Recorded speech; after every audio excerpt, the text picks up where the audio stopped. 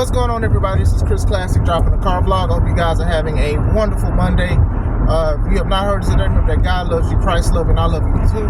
Praying for Holy Spirit to just dwell over us so we can all move in one body and one body of love.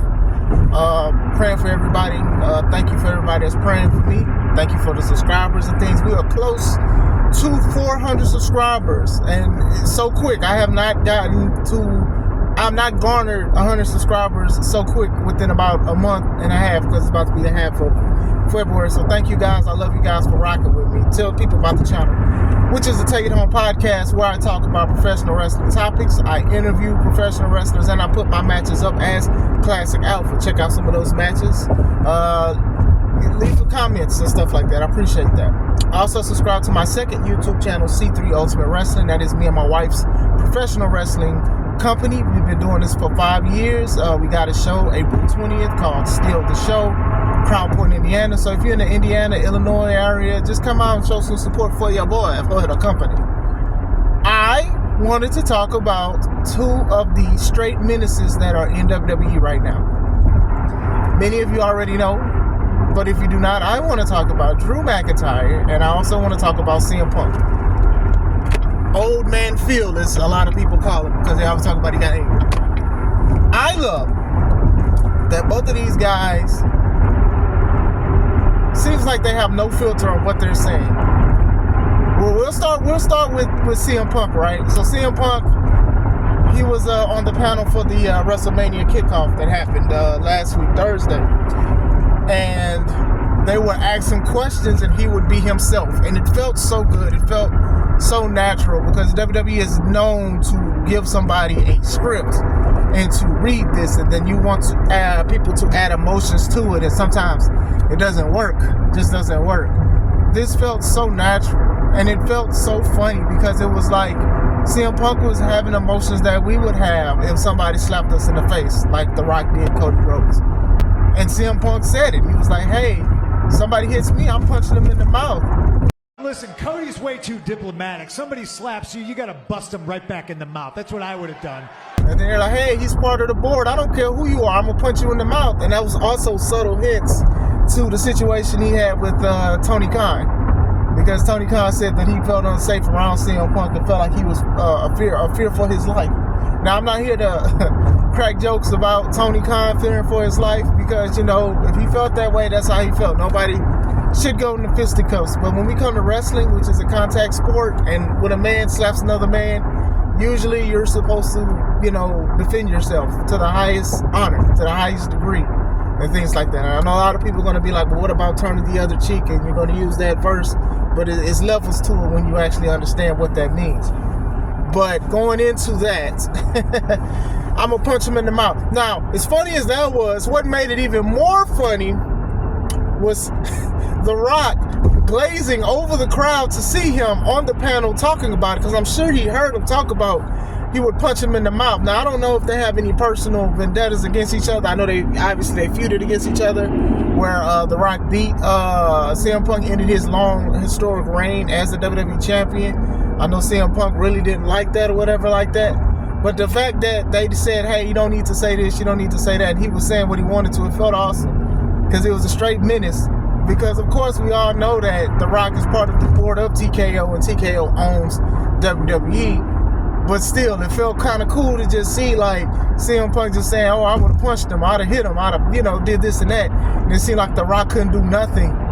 You know, The Rock wanted to run up to CM Punk. He would have run up to him like that black dude did in Get Out when he went to the other guy.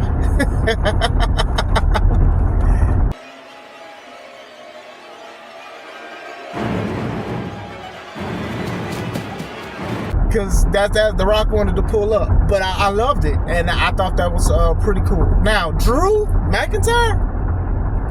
Man, this dude is on another level. You know, even with the tweets and stuff, you know, it started with when Punk tore his messed his arm up, tricep tear, and Drew was like, I'm not even a religious person, but I prayed for this. And then you could just hear the groans of people like, dog, you son of a gun, why did you say this? But then not only that, the pictures that he posted, he got like a picture of Barry, the guy who plays Barry Allen, in front of a grave, talking about CM Punk's WWE career 2023 to 2024. He got a video talking about how to train your triceps, and y'all gonna see a clip that I have.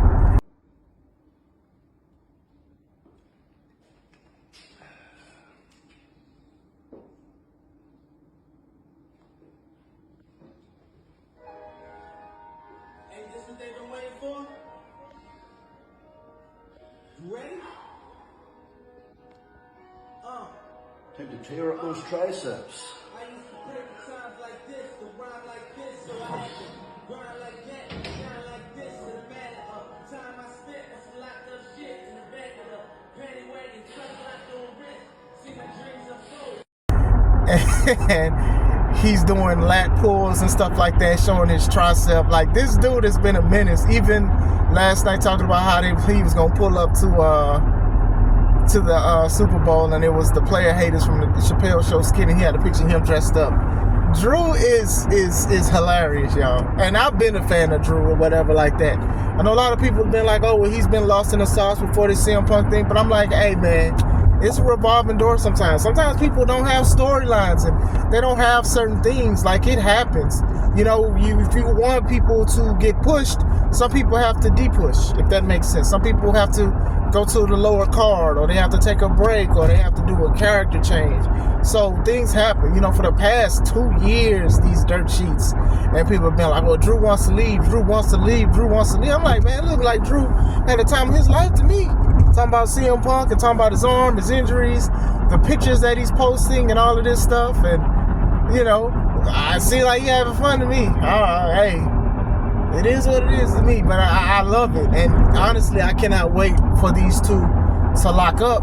You know, hopefully, you know, CM Punk heals fast enough that it'll happen this year or whatever like that. But what they have spinning around, it works very good in the storyline. Especially with, you know, Drew is not known to be a talker. So for him to be that comfortable talking about praying for somebody's downfall and then even beating them up afterwards and having like the creepy look on the apron, just looking at him like, haha, you suffering, it's good. And then like even CM Punk being how he can talk, like regardless of what people say, like a lot of people love CM Punk. A lot of people love to see CM Punk. They don't care about his personal life. They don't care about if he did people wrong. They don't care about his stuff in the AEW. Some people actually do care about CM Punk. So when Drew went at him like that, people was like, oh my gosh, you monster. You monster. So I enjoyed it. I thought it was pretty good.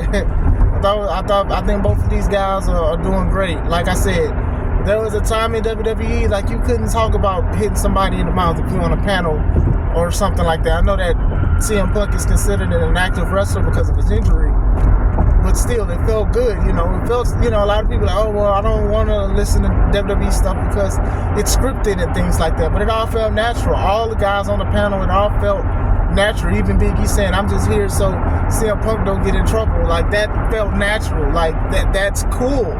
You get these people personalities. Like, when you look at the halftime report for the NBA and stuff like that, you got Shaq, you got Kenny, you got Charles Barkley, you got, I forgot the other person's name, forgive me, you got all of these people, and all of these guys are different. They crack jokes on each other, they get intense arguments and stuff. It's great, it's dope, because these people are passionate about that sport, and they have difference of opinion, and that's fine, and that's cool.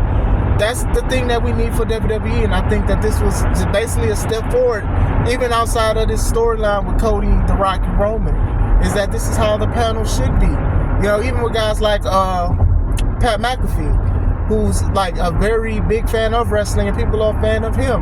How he gets the crowd into it and then just jumps up and gets everybody behind it. Michael Cole being Michael Cole for all these years and then still having personality and stuff like that. I know they let go of one guy because they felt he couldn't cut it, which is unfortunate. But still, I think this is kind of cool. Don't, you know, let these people be themselves a little bit on when it comes to these certain things, especially if they are wrestlers or an active or whatever like that. You know, a lot of people feel what CM Punk is saying. Hey, if you put your hands on me, I'm gonna hit you back. And then like even the other people, you should have a color commentator, you should have a corporate guy You should have somebody that's having fun. That's why I like Booker T's commentary. Everybody, it's hit or miss. It is. Some people don't like it and some people do. I think it's funny because he having fun. Like, even like a couple years back, Shucky Ducky Quack Quack. Like, come on, man. Like, I remember this stuff. There's like a compilation of him and Cole laughing at each other with the jokes and stuff, because Booker was just saying random stuff, but it worked. It was entertaining. And if they didn't like it, they wouldn't book him to be on a commentating booth for pay-per-views and NXT shows and stuff like that. So they know what they're doing. It's personality. And I always say that when it comes to professional wrestling, is that it's always important that you bring your personality or something to what you do. You got referees now that have personalities. Like, you can do your job 100%, but you can still stick out or whatever like that. You know what I'm saying? So, excuse me. That is funny. I think that these guys are menaces. Menaces to society, both of these guys, especially with Drew going after CM Punk's injury and what he said and the videos that he's dropping. CM Punk just being CM Punk, talking about The Rock, saying he would have slapped him in the face, and then even having like a picture, I think it's on my thumbnail, of how The Rock was like looking at this guy. It's unpredictable. So what are you going to do to the man that's hurt? What are you going to do to the one-armed man? Are you going to suspend him more? He can't do another panel? Like, even he can do something like that. Like, because The Rock is in the power position. I don't know, but I love that I do not know. You get what I'm saying? I love that I can say, oh, I can point this out and be like, okay, I don't know what's going to happen. And that's fine. The bad part is, not for me, but for dirt sheets and people who do rumors, they don't know what to do with themselves now. Dave Meltzer and a lot of these other people, they see her swore up and down, this was going to happen, this was going to happen.